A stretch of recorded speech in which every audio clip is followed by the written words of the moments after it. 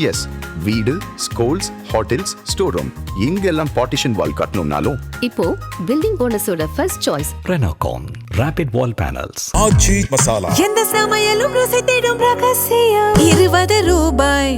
ஆஹா, no compromise. உங்க சைடுலயும் எங்க சைடுலயும். It's a GT promise. GT Holidays, South India's #1 travel brand.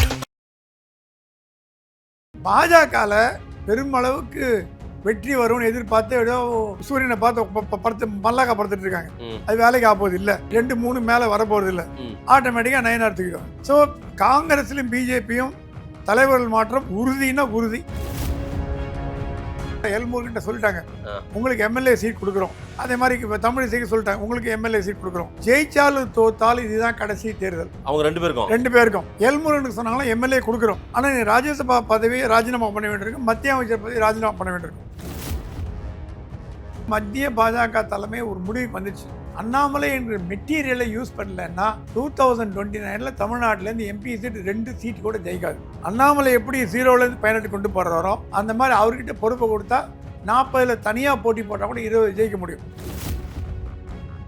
காங்கிரஸில் செல்வ பிறந்தகை 10 நாளைக்கு 15 நாளைக்கு முன்னாடி ஆல்ரெடி ரெசிக்னேஷன் லெட்டரை ராகுல் கேட்டு வாங்கிட்டார். முடிஞ்சு கதை முடிஞ்சு போச்சு. மல்லிகார்ஜுன் கார்கே ராகுல் காலில் விழுந்து கையில் விழுந்து இப்போ ரிலீஸ் பண்ணாதீங்க, இருக்கிற ஓட்டும் போய்டும், தேர்தலுக்கு அப்புறம் ரிலீஸ் பண்ணுங்கன்னு சொன்னதுனால செல்வ பிறந்தகை வந்து நான் ராஜினாமா பண்ணேன்னு பெருந்தன்மையாக சொல்லிட்டு போய்ட்டு ராஜினாமா கொடுத்தாச்சு ஆல்ரெடி. காங்கிரஸும் விசிகாவும் விஜயோட போகும்னு நினைக்கிறேன்.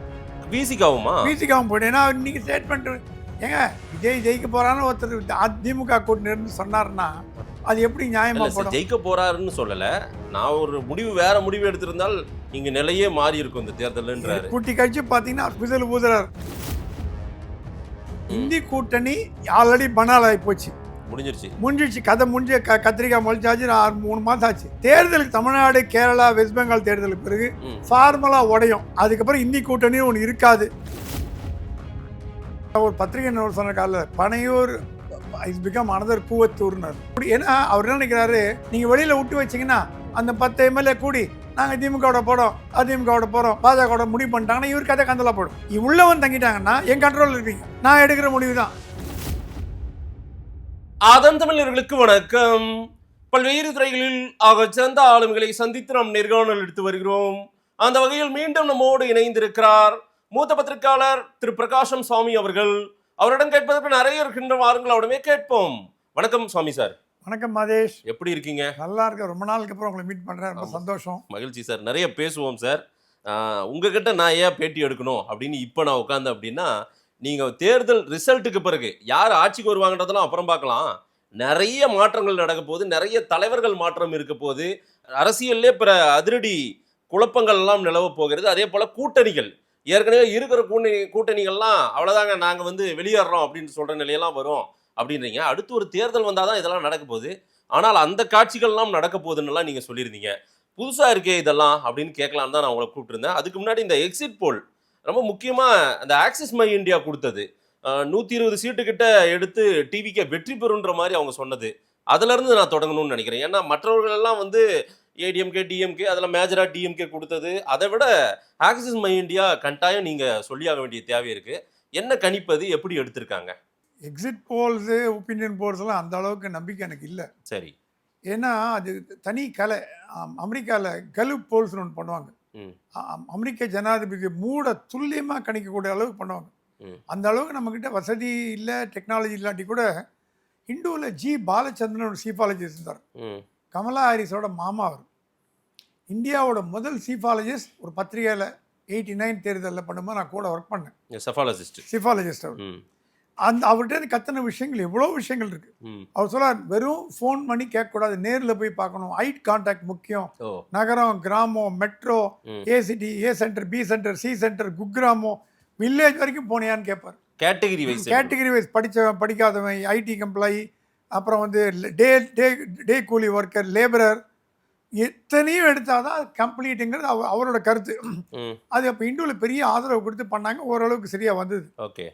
இப்போ அப்புறம் பிறகெல்லாம் ஆம்சேர் ஆகி போயிடுச்சு. சும்மா உட்காந்து 4 பத்திரிகை, இப்போ நான் யூடியூப் வச்சுருக்கேன்னா 4 டிஸ்ட்ரிக்ட் கரஸ்பாண்ட் கூப்பிட்டு கேட்க வேண்டியது, அவன் இது வரும் அது வரும் அதை வச்சு போட்ட வேண்டியது. நான் எல்லாரையும் சொல்ல, ஆனால் கருத்து கணிப்பில் பொதுவாக 90-80% திமுக சாதரவாகும். ம். ஜேவிஜி ஸ்ரீராம் போன்றவர்கள் அதிமுக சாதரவாகும். அந்த மாதிரி சிலதெல்லாம் வந்திருக்கு.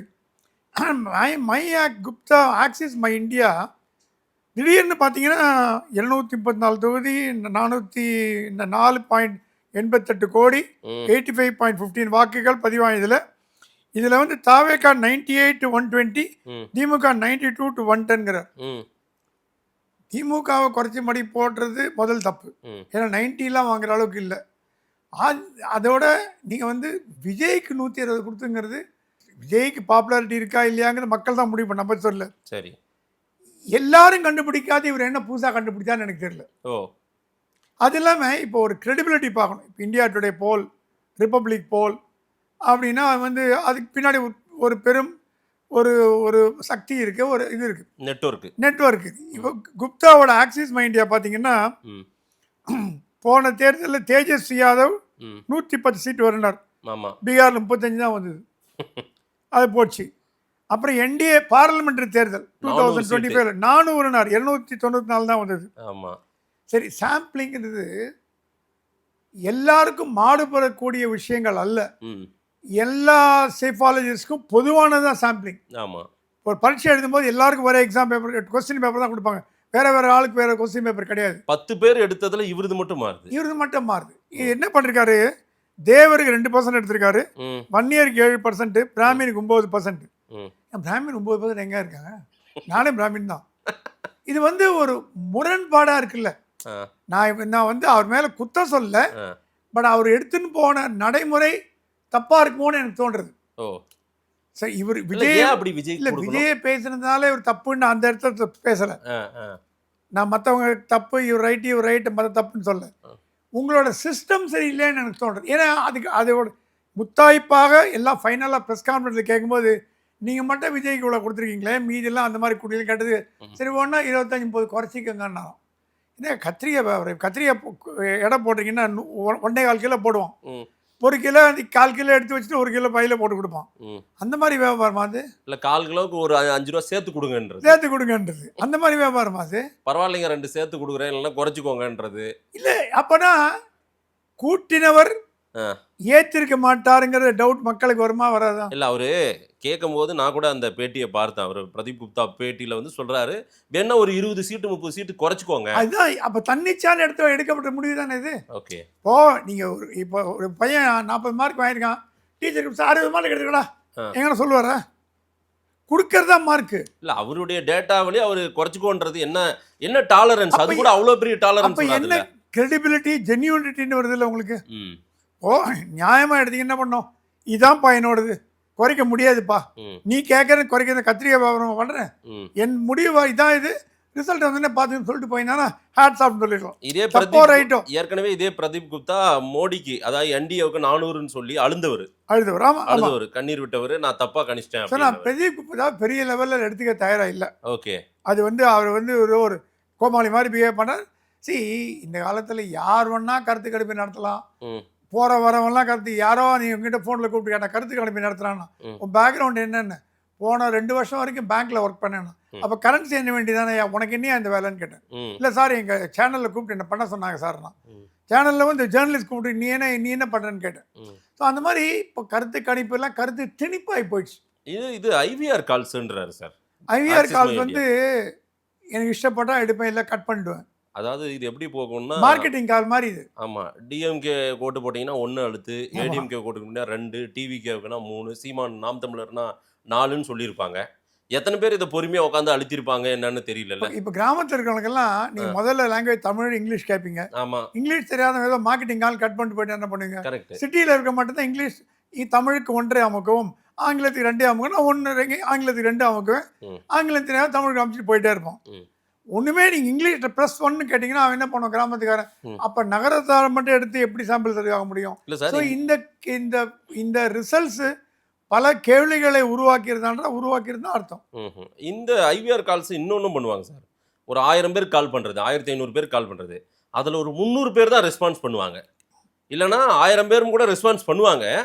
எல்லாரும் அட்டன் பண்ணிட்டு 2 கேள்விக்கு சும்மா அட்டன் பண்ணிட்டு ஒன்றும் அதெல்லாம் கவுண்டிங்கும் எடுக்க முடியாது. நீங்க ஆரம்பத்திலே சொன்னீங்க பாத்தீங்களா, ஒரு செஃபாலஜிஸ்ட் வந்து ஒரு ஒரு கருத்து கணிப்பு எடுக்கிறவர் நேருக்கு போய் ஃபேஸ் டு ஃபேஸ் அட்டெண்ட் பண்ணுவோம். அப்பதான் உண்மையா பொய்யா தெரியும் பாலச்சந்திரன். Right right. இப்போ ஒரு உதாரணத்துக்கு ஒரு கான்ஸ்டிடன்சியில் 100% வாக்கு ம் 50% வாக்குப்பதிவு தான் நடக்குது. ஓகே. அதில் ஒரு வேட்பாளர் 26-28% வாங்கினார்னா 30% ஜெயிச்சிருவார். ஆமா.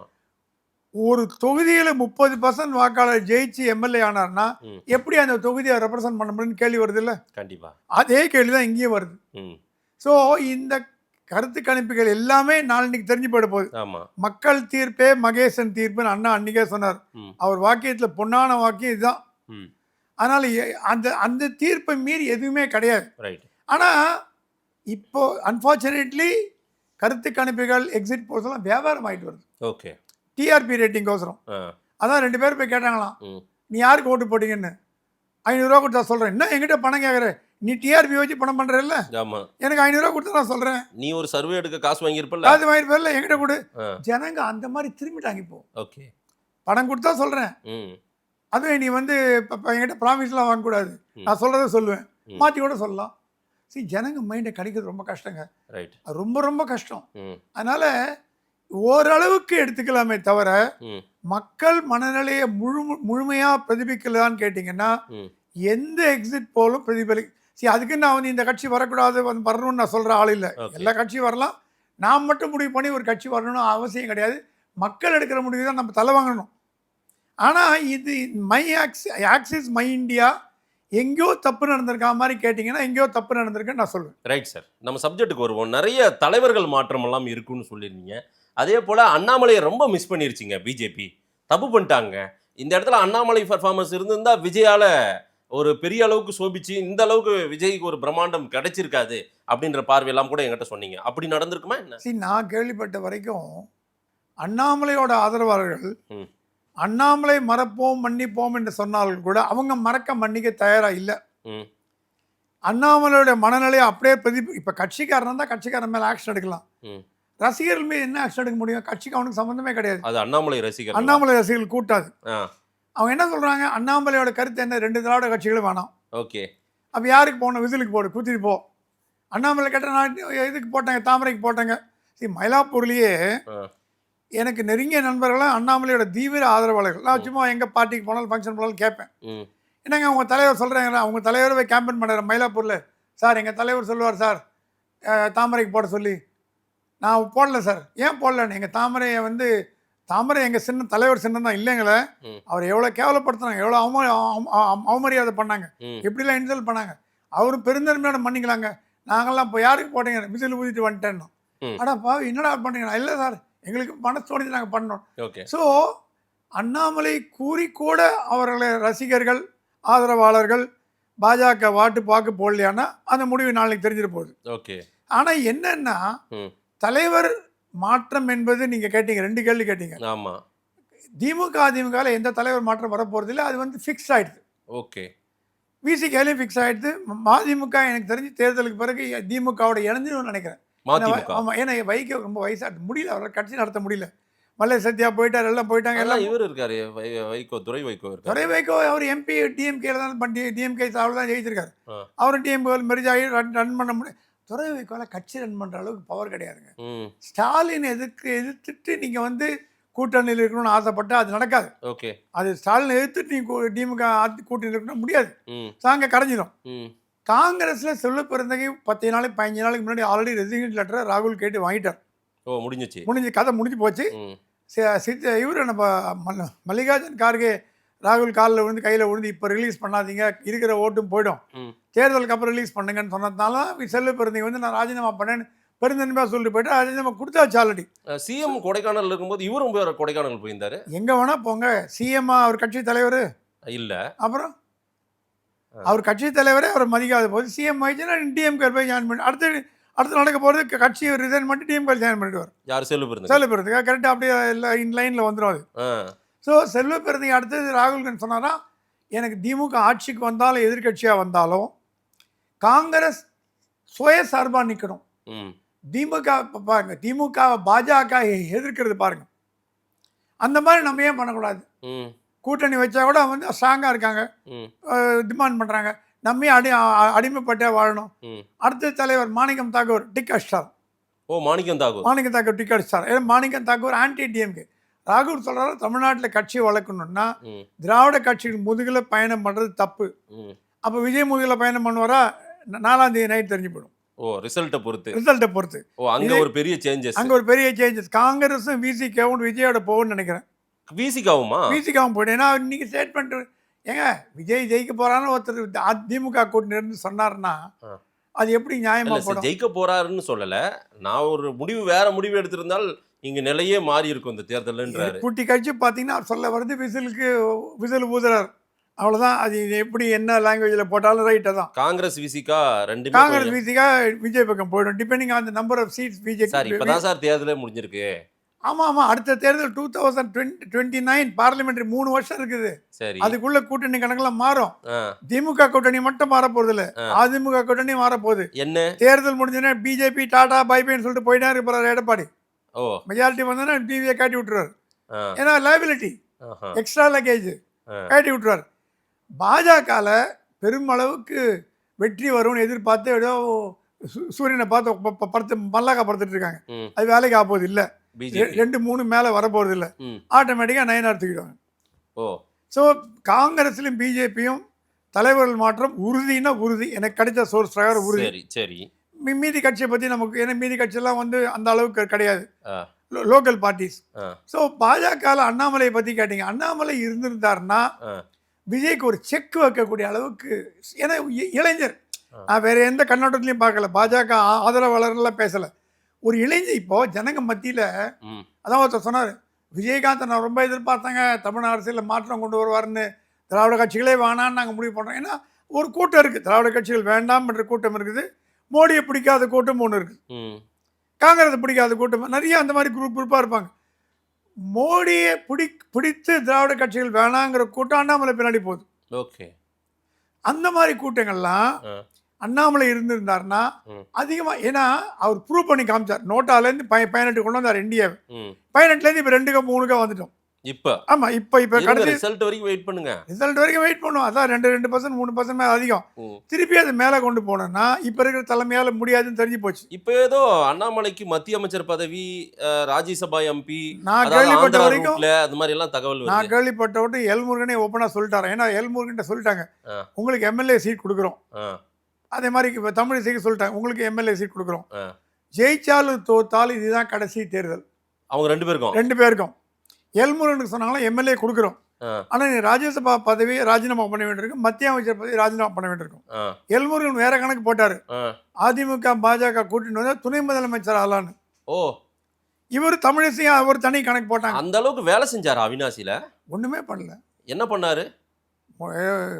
அந்த சினிமா எக்ஸ்ட்ரா நடிகைலாம் கூப்பிட்டு வந்து ஷோ பண்ணார். எதுக்கு? அதை ஒரு வேடிக்கை பண்ணாங்க. பாஜக மோடி என்பது முகம். பாஜக ஓட்டு கேட்கறது டிவி சீரியல் துணை நடிகர்களுக்காக யாரும் பாஜக ஓட்டு போவது இல்லை. முருகன் தொகுதியில பிரச்சாரம் பண்ணாங்களா? 2 தடவை பிரச்சாரம் பண்ணாங்க. 2 முறை சினிமா நடிகைகள், சினிமா எக்ஸ்ட்ரா நடிகைகள், தப்பா சொல்லக்கூடாது, சினிமா நடிகைகளை வச்சு பிரச்சாரம் பண்ற அளவுக்கு திராவிட கட்சிகள் போகலாம். ஏன்னா சினிமாவில் நான் உங்களுக்கு தப்பா சொல்றேன்னு நினைக்காதீங்க. சினிமா கட்சிகளை நம்பி பாஜக இருக்கா அப்படிங்கிற ஒரு கேள்வி. ஏன்னா 2 பெரிய நடிகைகள் இருந்தாங்க, கௌதமி இருந்தாங்க, காயத்ரி ரகுராம் இருந்தாங்க. அவங்க நல்ல பிரமாதமான திறமைசாலிகள். அப்படி வந்து ஜெயலலிதா சினிமா நடிகைதாங்க, எப்படிங்க சொல்ல முடியும்? ஒரு காலத்தில் விஜயகுமார் டிஎம்கேல இருந்தாங்க, எஸ்எஸ்ஆர் இருந்தாங்க. அவங்க 2 பேரும் ஆட்சி விரட்டி விட்டீங்க. யாரும் காயத்ரி ரகுராம் கௌதமி விரட்டி விட்டு ஏடிஎம்கே போயிட்டாங்க. அதிமுக ஸ்பார் ஸ்பீக்கர் நம்ம இவங்க தான், இவங்க விந்தியா. இங்க நமிதா இருக்காங்க, குஷ்பு இருக்காங்க. சோ பெண்கள், குஷ்பு பெருசா அவங்க ஹஸ்பண்டோட தொகுதி போய் கேம்பெயின் பண்ணவங்க கூட பிஜேபிக்கு பண்ணல அவங்க. ஸோ அதனால இவங்க ஆள் கிடைக்காம அந்த ஆக்ட்ரஸ் எல்லாம் வச்சு பண்ணாங்க. தப்புன்னு நான் சொல்ல மாட்டேன். மோடி என்பது பாஜகவின் முகம். அந்த முகத்தை தொலைத்து விட்டு சினிமா ஆக்ட்ரஸை வச்சு நீங்க ஓட்டு கேட்குறீங்கன்னா அப்போ மோடி மேல் நம்பிக்கை போச்சுன்னு தானே அர்த்தம் உங்களுக்கு. அது எப்படி எல்முருகன் மட்டும் பண்ணாருன்றீங்க? எல்லாரும் எல்லா தொகுதியிலும் தானே போயிருப்பாங்க. எல்லா தொகுதியிலும் போனா கூட ஒரு மத்திய அமைச்சருக்கு மோடி மீது நம்பிக்கை இருக்கும். நம்பிக்கையை விட மற்ற அமைச்சர்களுக்கு கம்மியா இருக்கலாம், மத்திய அமைச்சருக்கு அதிகமா இருக்கணுங்கிற என்னோட கருத்து. கேபினெட்ல இருக்கீங்க நீங்க. ஆ. மோடிக்கு என்ன செல்வாக்குன்னு தமிழ்நாட்டில் தெரியும். ம். அண்ணாமலை வரதுக்கு முன்னாடி go back Modi, black fake மோடின்னாங்க. ம். அண்ணாமலை வந்து பதவி விட்டு போன பிறகு எங்கான பிளாக் ஃபேக் இருந்ததா வாரி அனுப்பிச்சு நாங்கள் மோடியை தமிழ்நாட்டு மக்கள்லாம் ம். அந்த அளவுக்கு மாற்றம் கொண்டது அண்ணாமலை. ம். அவருக்கு டிசர்விங் ஆனா கண்டிப்பா டிசர்விங். மத்திய அமைச்சரவையில் நீங்க கூட கேட்கலாம், இங்க 2 தமிழர் இருக்காங்களேன்னு. ம். அவங்க தமிழ்நாட்டிலிருந்து தேர்ந்தெடுக்கப்படாத தமிழர்கள். ம். அதெல்லாம் ஜெய்சங்கர் அரசியல் பக்கமே வேணாம் ஓடி போயிட்டார் அவர். ம். எனக்கு கூப்பிடவே கூடாதீங்க. ஓ, அண்ணாமலை சென்ட்ரல் மினிஸ்டர் ஆகுறாரு. சென்ட்ரல் மினிஸ்டர் கண்டிப்பா வராரு. முருகன் இடத்துல ராஜ்யசபா எம்பி ஆகி சென்ட்ரல் மினிஸ்டர். முருகனை முடிச்சு விட்றாங்க, அவ்வளவுதான். முருகனுக்கு தேங்க்யூ சொல்லி அமைச்சிடறாங்க. ஆ, ஆ, ஆ. அதனால அண்ணாமலை மத்திய அமைச்சர் ஒரு பெரிய சக்தியை உருவெடுக்கிறார். ம். ஏன்னா இப்போ வந்து மத்திய பாஜக தலைமை ஒரு முடிவுக்கு வந்துடுச்சு. ம். அண்ணாமலை என்ற மெட்டீரியலை யூஸ் பண்ணலன்னா ம். 2029 தமிழ்நாட்டிலேருந்து எம்பி சீட் 2 சீட் கூட ஜெயிக்காது. ஓகே. அண்ணாமலை எப்படி 0லேருந்து 18 கொண்டு போடுறாரோ ம். அந்த மாதிரி அவர்கிட்ட பொறுப்பை கொடுத்தா 40ல் தனியாக போட்டி போட்டால் கூட 20 ஜெயிக்க முடியும். அப்புறம் ஏன் சார் இந்த பரீட்சையை அவங்க எழுதுனாங்க? அது எவன் சொல்லி பண்ணாங்களோ முட்டாள்தனமான இறங்கினாங்க. ஆ. அண்ணாமலை அப்படி பார்த்தீங்கன்னா பாஜக தலைமை 3 வருஷத்துல போறாங்களா, 6 வருஷமா தலைவர் வந்தாங்களா, பேர்லாம் சொல்லட்டுமா? இருந்திருக்காங்க. ம். இவங்க ஏதோ அதிமுக கூட்டணிக்கு அண்ணாமலை எதிர்பார்க்காரு இவங்களே கற்பனை பண்ணிட்டு ம். அடுத்துல பார்த்தீங்கன்னா பழனிசாமியும் அண்ணாமலை ஒன்னா தான் பிரச்சாரம் பண்ணாங்க. ஒன்னாதான் இருந்தாங்க சார். நீங்க கொடுத்த ஆர்குமெண்ட் வேஸ்டா போச்சே. ஓகே.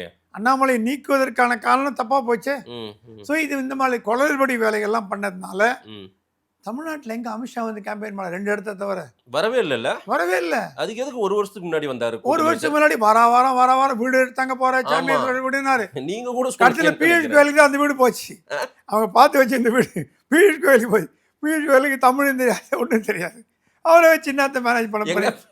அமித்ஷாவுக்கு வீடு எடுத்ததுல பியூஷ் கோயில் தங்கியிருந்தார் அந்த வீட்டில் சேம்பேஸ் ரோட்ல பங்களா. ஏன்னா செக்யூரிட்டி ரீசன்ல. ஸோ அமித்ஷா கண்டிக்கவே இல்லை. வாரம் வருவேன்னார். ஏன் வரல? மோடியா வந்து தெரியும்.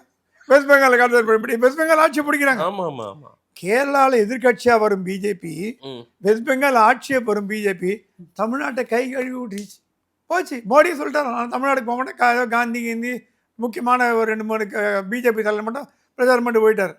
தமிழ்நாடு எங்க கவனிச்சிங்க? மத்திய பாஜக கை கழுவி விட்டுச்சு. அதுல இருந்தே உங்களுக்கு தெரியலையா தமிழக பாஜக எந்த லெவல்ல பெர்ஃபார்ம் பண்ண போகுதுன்னு? அண்ணாமலையை மாத்தினது தப்புன்னு நினைக்கிறாங்களோ? கண்டிப்பா நினைக்கிறாங்க. அதனாலதான் மத்திய அமைச்சர் கொடுத்து அவர் சமாதானப்படுத்தி அவர் திருப்பி உள்ள கொண்டாந்து அவர் வழியா அடுத்த கட்சியை டெவலப் பண்ண பாக்குறாங்க. அவருக்கு வேணுங்கிறனால அவர் சொல்ற ஆளா தலைவராக போடலாம்.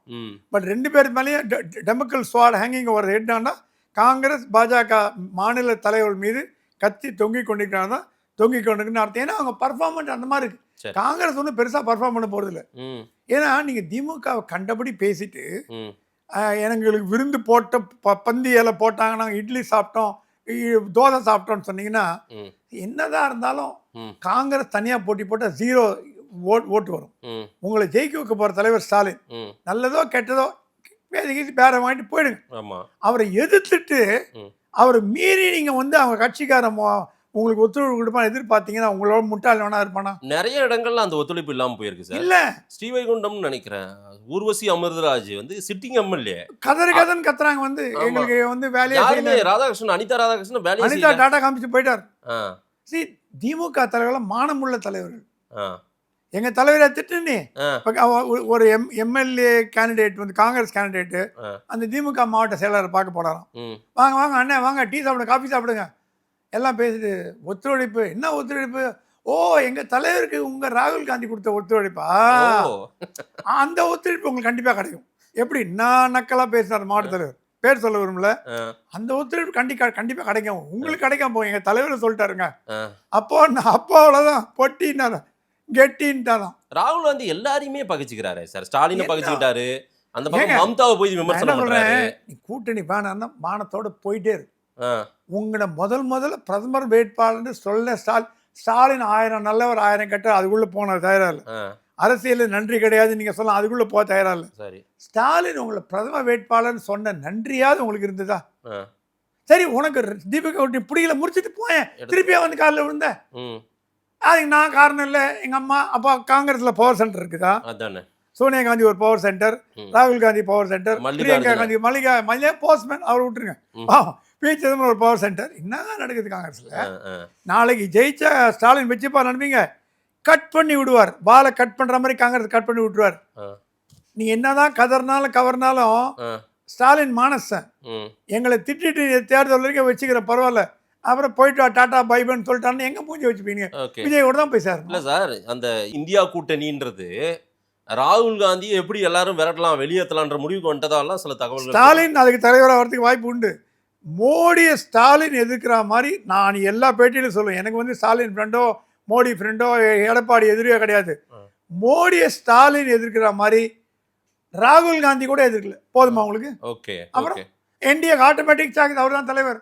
ஒரு தமிழ்நாட்டின் தலைவர் என்டிஏ தலைவர் வர்றதுன்னா பெருமை. ம்ஹும். அது கட்சி மாச்சரியங்கள் பிடிக்கல பிடிக்காது, கட்சி கொள்கை வேற, அதெல்லாம் ஓரம் கட்டி வச்சிருக்கேன். ம். என்டிஏ தலைவராக தமிழ்நாட்டில் ஒருத்தர் வர்றாருன்னா அது ஒரு பெரிய விஷயம் தானே உங்களுக்கு. ஓகே. ஸோ ராகுல் காந்தி அடுத்த தலைவர் பார்த்தீங்கன்னா என்ன, என்டிஏ சரத் பவார் சொல்லிட்டாங்களாம், ம். நமக்கெல்லாம் வயசாச்சு போச்சு, எங்கிட்ட கொடுக்காதீங்கப்பா, ஸ்டாலின் ஒருத்தர் இருக்கார் மெட்ராஸில், அவர் பிடிங்க, ம். அவர் தூக்கி தலைவராக போட்டுங்க. மம்தா சொல்கிறாங்களாம் ஸ்டாலின் இது ஓகே. என்ன மம்தாக்கும் ராகுலுக்கும் 8ஆம் பொருத்தம், ஓகே. கம்ப்ளீட் 7ஆம் பொருத்தம் ரெண்டு பேருக்கும். இல்ல இல்ல, அவர் விமர்சனமே பண்ணிட்டார் ராகுல் காந்தி அங்க போய். அங்கே போய் விமர்சனம் பண்ணிட்டார். மம்தாவும் பிஜேபியும் ஒண்ணுட்டாரு அங்க போய். ஒன்றுட்டாரு. ஆ. கேரளாவில் பார்த்தீங்கன்னா கம்யூனிஸ்ட்டும் காங்கிரஸும் அடிதடி சண்டை. ஆமா. கம்யூனிஸ்ட் இப்போ ராகுல் வேணாங்கிற பார்த்தீங்கன்னா மம்தா வேணாங்கிறாரு, ம். சரத் பவார் வேணாங்கிறாரு, தேஜஸ்வி அவருக்கு குடும்பத்துக்கு சண்டை, ம். கம்யூனிஸ்ட் சண்டை. ம். என்டையர் இண்டி கூட்டணி ம். இஸ் அகைன்ஸ்ட் ராகுல். எல்லாமே அத்தனை பேரும் அத்தனை உறுப்பினர்களும் இத ஆம் பாக்கும்போது ஆம் ஆத்மி டெல்லியில எதிர்த்து போட்டி போடுது. இத பாக்கும்போது இன்னொரு 25 வருஷத்துக்கு பிஜேபி தான் வரும் போல தெரியுது. பிஜேபி பவர் இல்லாட்டி கூட இவங்க உட்கார வச்சுருவாங்க போல. அவர் மோடி போகணும்னு சொன்னாங்க. இல்ல நீங்க தான் உட்காருவா, 20 வருஷத்துக்கு தான் பிரைம் மினிஸ்டர் உட்காரு. இதுக்கு எதுக்கு பாரத் ஜோடோ அது இதுன்னு என்னங்க ஜனநாயக நாடு? நான் பாஜக ஆதரவாளர் இல்ல. ஒரு கட்சி 20 வருஷம் ஆட்சி பண்றதா நான் ஒத்துக்க மாட்டேன். ஓகே. அடுத்த தடவை ஏதாவது ஒரு எதிர்கட்சி வந்து உட்கார்ந்தாதான் ம். ஜனநாயகம் மலரும். அதுக்கு ராகுலுடைய உழைப்பே இல்லையே சார். வாய்ப்பே இல்ல சார். ஸ்டாலின் தூக்கி பிரைம் மினிஸ்டரா போடுங்க, பெட்டரா பண்ணுவாரு. இல்ல அப்ப அவரு அளவு உயரம் சொல்றாரு. இல்ல ஒரு பேஜ் எதிர்கட்சிகள் வர. இப்ப நீங்க எதிர்கட்சியில் யாருன்னு கேட்கலாம், யாருமே இல்லையே. எதிர்கட்சி வேட்பாளர் டம்மியா போச்சு எல்லாம். சரத்பவார் வயதாக போச்சு, மம்தா வந்து கோவக்காரி ரொம்ப பயங்கர ஜெயலலிதா அது பிரைம் மினிஸ்டர் சீட்டு ஒரு நாளே உட்காராது, பந்தாடி விட்டுரும். தேஜஸ்வி அந்த ஊரை விட்ட பக்கத்து ஊர்ல ஆள் தெரியாது. ஐ திங்க் அவங்க டெல்லியில இருக்கும்போது எங்கேயோ சென்ட்ரல் போர்ஸ் வந்து இறங்குறாங்க, போலீஸ் ஃபுல்லாவே. நீங்களாம் எதுக்கு இங்க வரீங்க, எல்லாம் கிளம்புங்கன்னு அந்த அம்மா சத்தம் போடுறாங்க. அவங்க வந்து ஒரு இம்மெச்சூர் மேவரிக்கல் பாலிட்டிஷியன். ஓ. அவங்களெல்லாம் மத்திய அரசு இடம் பண்ணுது.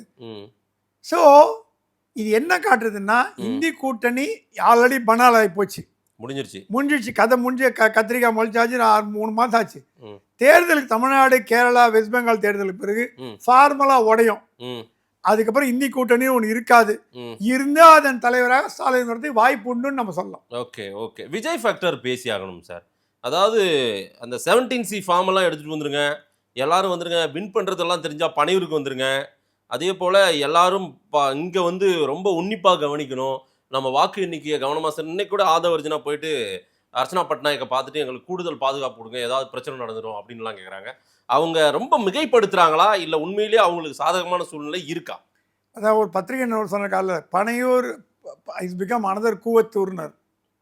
பனையூர் கூவத்தூரா? கூவத்தூர்ல நடந்தது. அது பனையூர்லேயே நடக்குமா? பனையூர்ல நடக்கும்ன்றாங்க. என்ன பயப்படுறாங்கன்னா, மெஜாரிட்டி அவங்க கணக்கு, நான் வந்து என்னோட கணிப்பு இல்லை. மெஜாரிட்டி வந்ததுன்னா கவலை இல்லை, ஆட்டோமேட்டிக்காக எம்எல்ஏ நம்ம கூட இருப்பாங்க, ஜெயிச்சிருவோம். மெஜாரிட்டி யாரும் 10, 15 அந்த மாதிரி மினிமம் ரெட்டை இலக்கத்தில் வந்ததுன்னா, எனக்கு தெரிஞ்ச தமிழ்நாட்டில் அங்க அசம்பிளி வரதுக்கு வாய்ப்புகள் மிக மிக மிக குறைவு. ஒரே தடவை மைனாரிட்டி அரசாங்கம் கலைஞர் அமைச்சார். அது கூட 5 வருஷம் அவர் திறமையால மேனேஜ் பண்ற கலைஞர் திறமைசாலி. அவர் மாதிரி ஒரு அரசியல்வாதியை தமிழ்நாட்டில் இன்னும் 100 வருஷத்துக்கு பார்க்க முடியாது. 2006-11 சொல்றேன். ஆமா, 2006-11 மேனேஜ் பண்ணிட்டு காங்கிரஸ் என்ன தொல்லை கொடுத்தாங்க. அப்போ கூட்டணி மாதிரி போங்கடான்ட்டார். சோனியா காந்தி சொன்னார், அம்மா விட்டுருங்க, கப்சி முடிக்கிச்சு. தமிழ்நாட்டு மக்கள் டெசிசிவ் ஓட்டு, அது எந்த கட்சி வேணா இருக்கலாம், திமுக அதிமுக விதி யார் வேணா இருக்கலாம், அது நமக்கு தெரியாது. மக்கள் தீர்ப்பே மகேசன் தீர்ப்பு. ஆனா அவங்க கணக்கு என்ன போறாங்கன்னா, 10-15 வாங்கிட்டாங்கன்னா, ஒரு சமயம் அங்க அசம்பிளி வந்து விலை கொடுத்து வாங்கிட்டாங்க, என்ன பண்றது, தன் கண் பார்வையில வச்சுக்கணும். இது எல்லாரும் பண்றதுதான். விஜய் மட்டும் பண்ணான்னு சொல்ல, பாண்டிச்சேரியில் பண்ணலையா, மகாராஷ்டிராவில் பண்ணலையா, கர்நாடகாவில் DK சிவகுமார் பண்ணல, எல்லாம் பண்ணாங்க. எல்லாரையும் வரவழைச்சாங்க. எல்லாரையும் ஏன் கூப்பிட்டாங்கன்னா, வெற்றி பெற்ற கேண்டிடேட் மட்டும் கூப்பிட்டாங்கன்னா அது வேற மாதிரி ஒரு சிக்னலை கொடுக்கும். எல்லா கேண்டிடேட்னா சரி எல்லாம் ஒரு மீட்டிங் போட போறாங்கன்னு சொல்லலாம். உள் மனதில் என்ன இருக்கு அவருன்னா, நம்மள ஏன்னா பாதி எம்எல்ஏ கேண்டிடேட் விஜய் பார்த்ததே கிடையாது. First time candidates okay. யாருன்னே தெரியும். அதனால தான் யார் கேண்டிடேட்னு கேட்டு சொன்னார். அவருக்கு இப்போ ஸ்டாலின்லாம் போனோன்னா மனப்பாடமாக தெரியும் அவருக்கு. அதே மாதிரி எடப்பாடிக்கு யார், அவர் தான் சீட் போடுறார். ஆமா ஆமா. எடப்பாடிக்கு ஸ்டாலின்லாம் வந்து எந்தெந்த தொகுதி யாருன்னு லிஸ்ட் வச்சு படிக்க வேண்டிய தேவையில்லை. ஆமா. அதே நேரத்தில் விஜய்க்கு என்னன்னா ஃபர்ஸ்ட் டைம் மற்ற கட்சியில் இருந்தவங்க போகிறாங்க போட்டதுனால அவருடைய எம்எல்ஏ மேலே ஸ்டாலினுக்கோ எடப்பாடி இருக்கிற நம்பிக்கை விஜய்க்கு இருக்கான்னு கேட்டீங்கன்னா இல்லைன்னு சொல்லுங்கள். அந்த அவாய்டு பண்ணுறதுக்கு அவரோட அட்வைசர்ஸ் பேரில் எம்எல்ஏ வர வச்சு உள்ளே தங்க வச்சு அதுக்கப்புறம் அவர் ஏன்னா அவர் என்ன நினைக்கிறாரு, யார் கூட கூட்டணி போகணுங்கிறது என் எம்எல்ஏக்கள் அவங்களா முடிவு பண்ணக்கூடாது. நீங்கள் வெளியில் விட்டு வச்சிங்கன்னா அந்த 10 எம்எல்ஏ கூடி நாங்கள் திமுகவோட போகிறோம், அதிமுகவோட போகிறோம், பாஜகவோட முடிவு பண்ணிட்டாங்கன்னா இவருக்கு கதை கந்தலாக போடும். ரைட்டு. உள்ளவன் தங்கிட்டாங்கன்னா என் கண்ட்ரோலில் இருப்பீங்க, நான் எடுக்கிற முடிவு தான் இவங்களோட கூட்டணி, அதுக்கு பேரம் பேசி இது என்ன பண்ணமோ பண்ணி போகலாம். ஸோ இந்த மனநிலையில் இருக்காருன்னு தான் நம்ம கேள்விப்படுறோம். கூவத்தூரா மாறப்போகுது பனையூர். மாறத்துக்கு வாய்ப்பு உண்டு. மெஜாரிட்டி கிடைச்சுன்னா அந்த வாய்ப்பும் கிடையாது. ஒரு கால் நம்ம எதுவுமே அறுதிட்டு சொல்ல முடியாது. ஒரு கால் விஜய்க்கு மெஜாரிட்டி கிடைச்சதுன்னா அவன் வர வேண்டிய அவசியமே இல்லை. மெஜாரிட்டி அளவுக்கெல்லாம் அதிமுக திமுகவுக்கு மாற்றா பிரதீப் குப்தா மாதிரி பேசலாமா? யாரோ ஒருத்தரோட சீமான் அவங்களோட ஆசையை நான் சொன்னேன். ஓகே, அவங்க ஆசை, அவங்க ஆசை. என் ஆசை இல்லை. என் ஆசை நல்ல ஆட்சி வரணும், அவ்வளோதான். என் ஆசை எந்த கட்சியும் கிடையாது. நல்ல 50 வருஷமா தமிழ்நாடு அரசியலில் பார்த்துருக்கேன். மக்களுக்கு நல்லது பண்ண ஆட்சி வரணும், எந்த ஆட்சியாக இருந்தாலும் பரவாயில்ல. ஓகே. ஆனால் சீமான் கூட முதலமைச்சர் ஆனது ஆசைப்படாது, அது தப்பு இல்லை. அவரோட எண்ணம் அது. விஜய் கூட முதலமைச்சர் ஆகணும்னு ஆசைப்படுற அவரோட எண்ணம், அது நீங்க குறை சொல்ல முடியாது. ஆனா இந்த சூழ்நிலை எதிர்க்கென்றால் இப்படிப்பட்ட ஒரு வாய்ப்புகள் வந்தா என்ன பண்றதுக்கு நாம பேசுறோமே தவிர சரி விஜய் முதலமைச்சரா வரணும் வரக்கூடாது சொல்ல வேண்டியது மக்கள், நம்ம இல்ல. 4ஆம் தேதி ரிசல்ட் நிறைய அரசியல் மாற்றத்தை உண்டாக்க போகுது. கண்டிப்பா ஏகப்பட்டதா சொல்லிட்டீங்களே, அண்ணாமலைக்கு மத்திய அமைச்சர் பதவி, காங்கிரஸ்ல தலைவர் மாற்றம், பிஜேபியில தலைவர் மாற்றம், மதிமுக திமுகவோட சேர்ந்துருன்றீங்க, விசிகா காங்கிரஸ் உடஞ்சிருன்றீங்க, பிஜேபி ஏடிஎம்கே பிரிஞ்சிருன்றீங்க, புதுசா சொல்லியிருக்கீங்க. வெயிட் பண்ணி பாருங்க. ரைட் சார், மக்கள் என்ன சொல்றாங்கன்னு பார்க்கலாம். நேரில் வந்து நேரம் கொடுத்து பேசியமைக்கு நன்றி. நன்றி மாதேஷ், ரொம்ப சந்தோஷம் உங்க கூட இன்டர்வியூ பண்ணது. மகிழ்ச்சி சார்.